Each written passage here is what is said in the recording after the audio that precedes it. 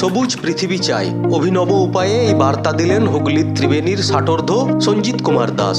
40 দিন ধরে তিনি উল্টোভাবে হেঁটে মানুষকে এই বার্তা দিলেন। প্রায় 940 কিলোমিটার রাস্তা তিনি এভাবেই পার করলেন। তার পিঠে লেখা ছিল পরিবেশ বাঁচাও সম্পর্কিত নানা তথ্য।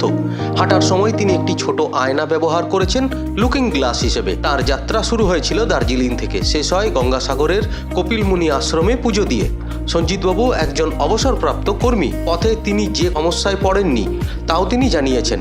পথে হালকা খাবার খেয়েছেন। অনেকদিন ধরে অনুশীলন করার পর তিনি এভাবেই সাবলীলভাবে হাঁটার কায়দা রপ্ত করেছেন। দার্জিলিং থেকে এই গঙ্গাসাগর ওয়াক ব্যাকওয়ার্ড পেছন দিকে হাঁটা 930 কিলোমিটার। গঙ্গাসাগর বলতে এই কপিলমুনি আশ্রম পেছন দিকে হাঁটা। বার্তা ছিল আমরা সবুজ পৃথিবী চাই। 4 নভেম্বর, আজকে ফিনিশ হলো 13ই ডিসেম্বর। মোট 40 দিন হলো। প্রিপারেশান আমি 9 মাস প্র্যাকটিস করেছি 1600 কিলোমিটার। প্রথমে 1 মাস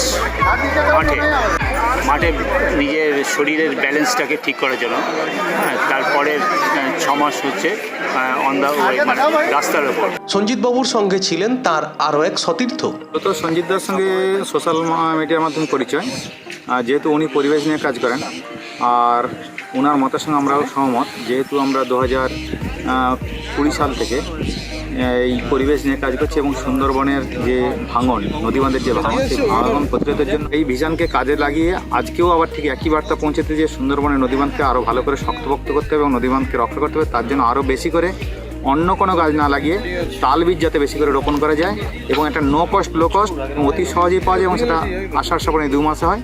ফলে এই গাছগুলো যদি লাগানো যায় তাহলে নদী ভাঙনের যে ভাঙন দেখছেন আপনারা এখন, এই ভাঙন অনেকটা প্রতিরোধ করা যেতে পারে। তবে এখানেই তিনি থেমে থাকতে চান না। আগামী দিনে আরও নতুন কর্মসূচি নিয়ে এগিয়ে যেতে চান। এই কাজে তিনি পাশে পেয়েছেন তার পরিবারকেও। মেহবুব গাজীর রিপোর্ট, দিন দর্পণ।